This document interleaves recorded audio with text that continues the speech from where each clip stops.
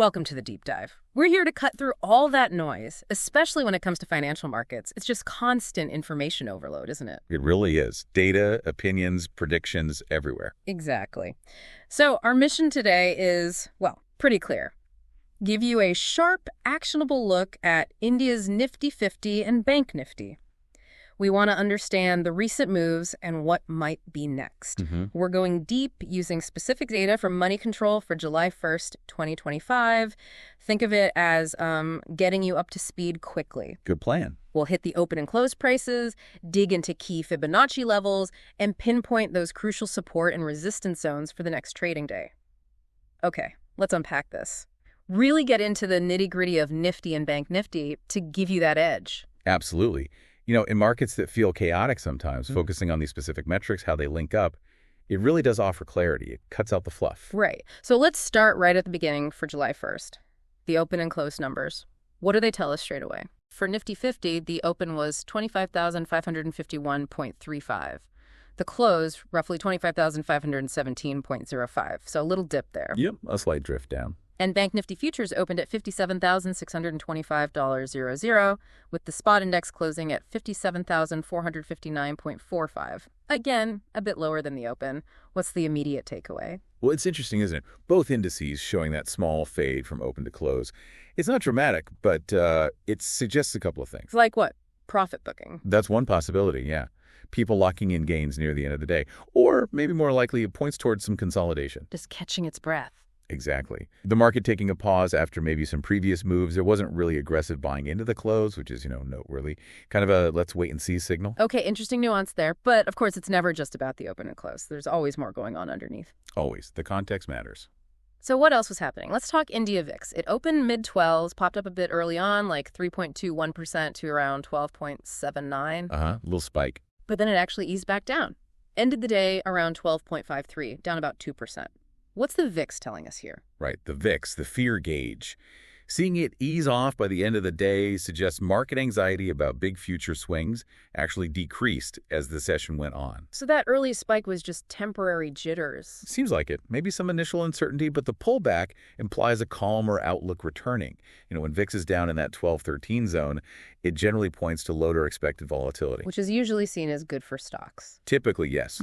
Suggests no major shocks are immediately expected. Though, sometimes a very low VIX can hint at complacency, but around 12.5, it's more like stable calm. Okay, calmer waters then. So who was actually putting money to work? Let's look at the FIIs and DIIs. FIIs, the foreign investors, were net sellers, about 831 crore. Right, selling more than they bought. They bought 12,968 crore, sold 13,799 crore. But then DIIs, the domestic institutions, were net buyers. Big time. Almost 3,500 crore net. Yeah, 3,497 crore to be precise.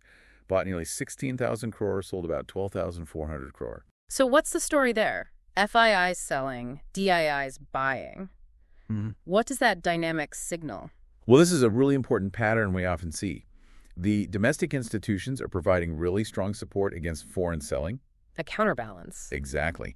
While FII selling can sometimes worry the market, seeing DII step up so strongly shows solid domestic confidence.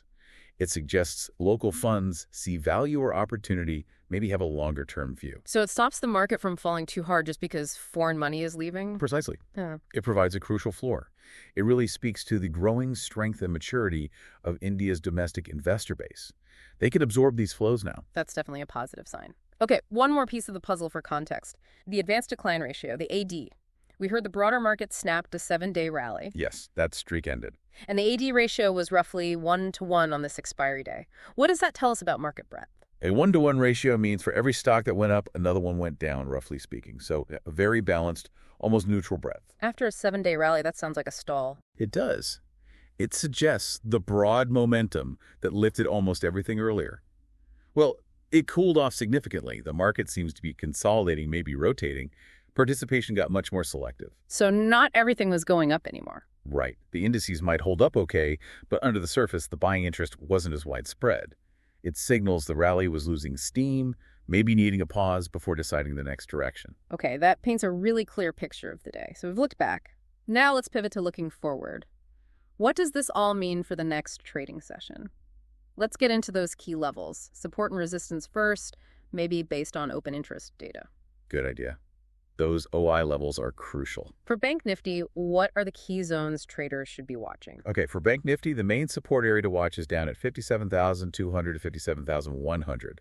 That's where we'd expect significant buying interest to show up. That's based on where options contracts are concentrated. Exactly. High open interest acts like a magnet.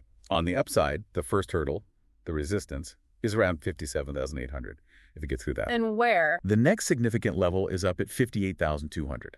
So those are the key battlegrounds. 57,100, 200 on the downside, 57,800, and 58,200 on the upside. Very clear for Bank Nifty. Now, what about Nifty 50? Does its OI picture tell a similar story, or are the levels different? Similar concept, different levels. For Nifty 50, the key support is right around 25,500.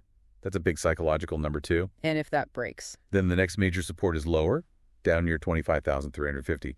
On the resistance side, the first challenge is the 25,750 to 25,800 zone. Okay. If you can clear that, then the path opens up towards the next resistance area, which is broader, maybe 26,000 up to 26,250. These OI levels really define the likely playing field. Lines in the sand, as you said. Now, this is where it gets really interesting for me, how other tools like Fibonacci levels sometimes line up with these support and resistance zones. Can you quickly explain Fibonacci retracements for anyone not familiar? Sure. Fibonacci retracements are basically a way to identify potential stopping points after a price move. They use percentages derived from the Fibonacci sequence, 23.6%, 38.2%, 61.8% of the main ones. So if a market moves up, these levels suggest where it might pull back to. Exactly. Or if it moves down, where a bounce might stall. They work because a lot of traders watch them, so they become kind of self-fulfilling psychological levels, places where people might take profits or look to enter. Fascinating. Okay, let's apply that. For Nifty 50, using that day's low around 25,350 and the high near 25,650, what are the key fib levels? Right. Based on that swing, the 23.6% retracement is around 25,580. The 38.2% level comes in near 25,520. And the deeper, 61.8%, is about 25,430. Wait, 25,520? That sounds familiar. Didn't we just say key support was 25,500? Precisely. That's the convergence I love to see. The 38.2% fib level lands almost exactly on top of that critical OI-based support around 25,500. Wow. So that makes that zone even more important. Hugely important. When two different technical tools point to the same spot, it significantly increases its relevance. Holding that 25,500-520 zone becomes critical. A break below could accelerate things. Incredible alignment. What about Bank Nifty? Its low was around 57,150, high near 57,750. What do its fib levels show? Any similar convergence? Let's see. For Bank Nifty's range, the 23.6% retracement is roughly 57,618. The 38.2% is near 57,495. And the 61.8% level is down around 57,296. Okay, 57,296, and the support zone was 57,200, 57,100. Pretty close again. Very close. The 61.8% fib aligns nicely with the upper part of that key support zone we identified earlier. It reinforces that 57,100, 57,300 area as a strong potential bouncing point if we see weakness. These convergences are powerful. Okay, let's tie this all together. We've got the open-close context, VIX, FIDI flows, the 80 ratio, and now these critical SNR and Fibonacci levels. What are the absolute must-watch takeaways for the next trading day? All right, putting it all together, the overall bias looks range-bound perhaps, maybe with a slightly bullish tilt. Why? Because the VIX is low, suggesting less fear, and we have that strong DII buying providing a cushion. Makes sense. For Nifty specifically, watch that 25,500 level like a hawk. Holding above it, especially given the fib confluence, is key. Below that, 25,350 is the next line of defense.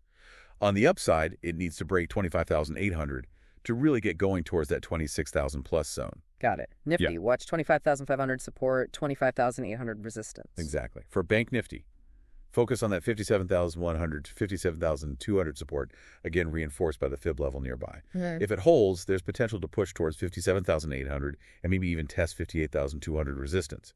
Clearing 57,800 first is crucial, though. Bank Nifty, watch 57,100, 200 support, 57,800, then 58,200 resistance. You've got it. And the main insight really is that convergence.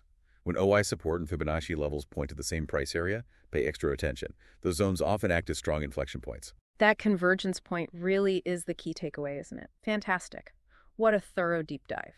We've covered the July 1st session for Nifty and Bank Nifty, looked at the broader signals, and highlighted those specific levels: open, close, support, resistance, and crucially, those Fibonacci zones. Hopefully, knowing these points gives you a much stronger lens for watching the market unfold. And it leaves us with something interesting to consider, doesn't it? When you see these different indicators lining up, like the Fibonacci and the OI support hitting the same spot, how much does that amplify its importance in traders' minds? Does that convergence just influence the next hour? Or could it actually be setting the stage for a bigger move in the coming days? A really provocative thought to ponder. Thanks for joining us on this deep dive into the market data. We hope this analysis helps you navigate the charts with a bit more clarity. Until next time.